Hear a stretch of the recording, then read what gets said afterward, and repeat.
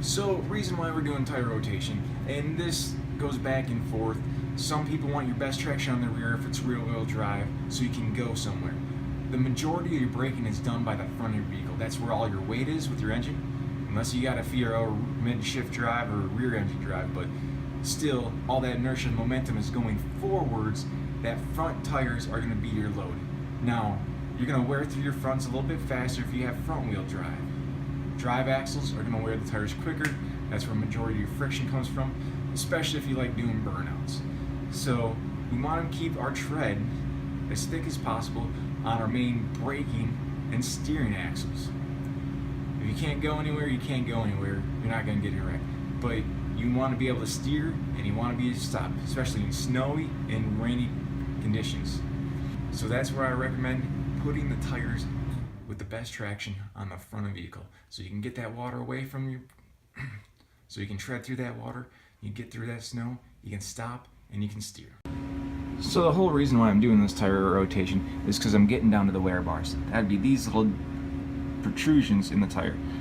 When it gets down to there, it says I'm at about 2:30 seconds when they're flush with the tread material. So I'm roughly at about 4:30 seconds right now. I don't have a tire gauge on me. I left my one at work, so as soon as I get that, I can get a more accurate measurement.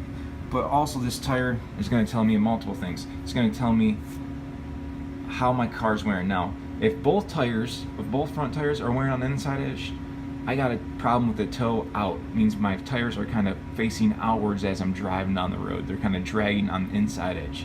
On the outer edge, it looks pretty fine. I don't see any more wear than just a little bit corner wear.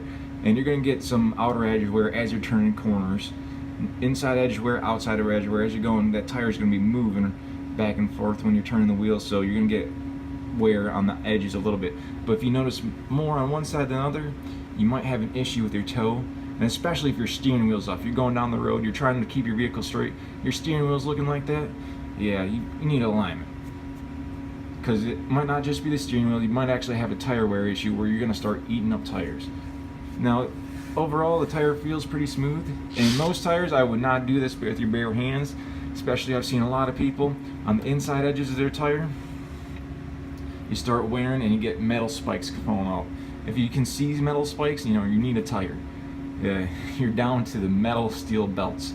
You're past the rubber belts, they're done and broken, and you're cheating the rubber. So you gotta be careful if you ever rub your hand down the tire. You don't want to get poked. So here I am doing my tire rotation. I notice my pad lining is starting to get a little thin on the outside pad. So I come and take a look on the inside pad, and sure enough, I barely have any lining right there. That lining is that cracking where you see that kind of flake. Now this is the backing of the pad. This is the actual metal part. The friction material is just a little lining right in here that's starting to crack away. So I mean, this is probably within 3:30 seconds of the pad. So that pad lining is the little bit right here. Here's our rotor. This is our surface of the rotor. This is the thickness of the rotor right here. All up into this point, just at the edge of the screwdriver. So that little bit right there is all I'm left with on the inside pad.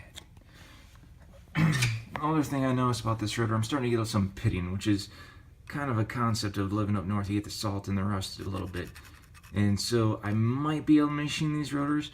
I'll have to have them run it past, but if the pitting goes beneath this surface right here, so it starts to chunk away and create more holes, I might just actually have to replace these rotors instead of machine them, which is unfortunate, but it's part of living in the north. You get the salt belt, the rust belt, and you pay the extra cost for it. And this guy right here is our caliper. This has a dual piston caliper, and here's our bleeder screw. So anytime we do these brakes, we're going to want to crack this bleeder screw loose, let the pressure off, and have somebody, or you might have an assist bleed out the fluid, get the old fluid out of these cylinders, because that fluid gets hot. These calipers can get upwards of 500 degrees, so this fluid starts to get really hot and deteriorate over time. So you want to get the fresh fluid from your reservoir, fill that up, and drain it down. You can gravity bleed these, and then if you got a friend come over, help pressure bleed these as well. Now, if you don't know what you're doing, do not touch this. Take it professional. Let them touch your brakes. Brakes are a main safety item, so you want to make sure they're done right. So speaking of which about stopping, is you want to clean out your car. Get all these soda bottles, water bottles, get them out. I've had this one personal experience. One of these bad biddies rolled up underneath my brake pedal in the time I need to stop. I already started stopping, slams up underneath my brake.